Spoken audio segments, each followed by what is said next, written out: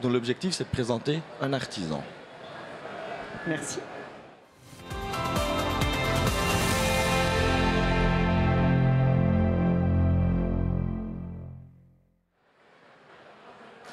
Marie-Laure, bonjour, merci d'être parmi nous. Vous êtes productrice de tomates dans une coopérative. Pourquoi est-ce que c'est important d'être dans une coopérative quand on est productrice de tomates ? Alors, on est dans une organisation de producteurs, une petite organisation de producteurs qui s'appelle Idéal, qui est une organisation de producteurs à taille humaine, mais c'est très important pour nous de mettre en commun à la fois notre circuit commercial, notre mode de commercialisation, et aussi de pouvoir partager entre maraîchers, entre producteurs sur nos pratiques culturelles. Et je vous entendais parler de variété, et pour nous, c'est des sujets qui sont très importants au quotidien.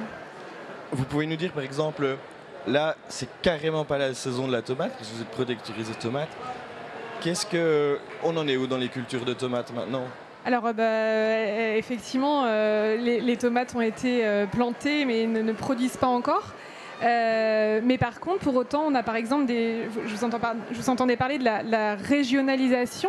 On a par exemple pas mal de producteurs de mâches nantaises. Typiquement, c'est un produit rattaché à une région, au lieu de Nantes. Donc derrière une variété, il y a aussi son savoir-faire. Et moi, je dirais qu'entre la variété et le savoir-faire du producteur, c'est ces deux points-là qu'il faut effectivement réussir à transmettre. Autant la variété peut-être c'est 80% et autant il faut toujours rajouter ce petit 20% de savoir-faire du producteur qui est quand même assez majeur. Quand moi vous m'avez dit que vous aviez planté vos tomates, ça m'a fait bondir. Là, il y a encore beaucoup trop de risques de gel pour moi dans mon potager. On est d'accord qu'elles sont plantées sous serre ? Oui, bien sûr. On a la chance de pouvoir protéger nos cultures, comme c'est le cas de 90% de la production française. Sans ça, effectivement, ça serait compliqué de produire pour nous. La culture sous serre nous permet d'introduire des auxiliaires, nous permet de protéger nos cultures des maladies.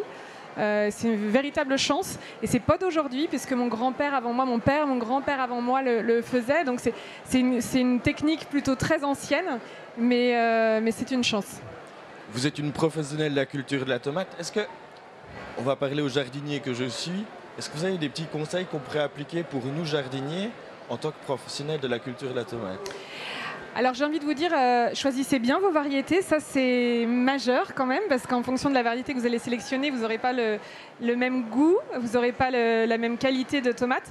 Et protégez vos cultures même dans les jardins, parce que vous verrez tout de suite la différence entre une tomate qui a le mildiou ou une tomate effectivement qui peut vous donner des fruits suffisamment longtemps. Est-ce que vous avez entendu le discours qu'on a eu tout à l'heure, est-ce que ça vous donne envie de mettre peut-être une tomate oubliée ou presque disparu dans vos cultures pour la suite ? Oui, tout à fait. Les semenciers qui nous fournissent, de toute façon, font un travail de recherche très, très important. On parlait du goût et typiquement, nous, on a effectivement des variétés qu'on sélectionne non pas pour leur rendement, mais pour le goût.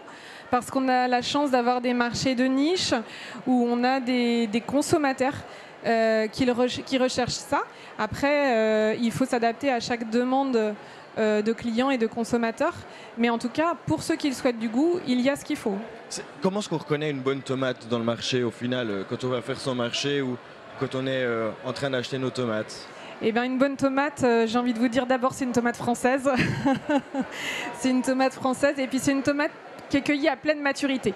Parce que trop de fois, on voit pour des raisons de conservation que la tomate est cueillie pas tout à fait à sa pleine maturité et du coup, nécessairement, ça se retrouve dans les arômes derrière. Puis c'est une tomate que vous ne conserverez pas au frigo parce que contrairement aux idées reçues, la tomate ne doit pas être conservée au frigo parce qu'en dessous de 12 degrés, elle perd son goût.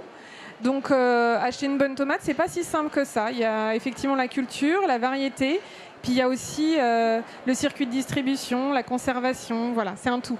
Donc on doit plutôt s'associer auprès d'un bon primeur, c'est ça le message que... Exactement, voilà, plus elle est fraîche, meilleure elle est, mieux elle est conservée, meilleure elle est. On retrouve vos produits ? Alors vous les trouvez sous la marque Le Potager de Jade, vous pouvez les retrouver donc dans la grande distribution, mais vous pouvez aussi la retrouver pour les tomates premium chez des spécialistes. Je pense à Rungis ici à côté où vous allez trouver par exemple les tomates Juno qui sont assez réputées pour leur goût. Effectivement, c'est des très bonnes tomates. En parlant de goût, ici, à travers la caméra, ils n'ont pas l'odeur, mais ça commence à sentir bon en Tout cuisine. à fait. Je vais aller voir le chef cuisinier.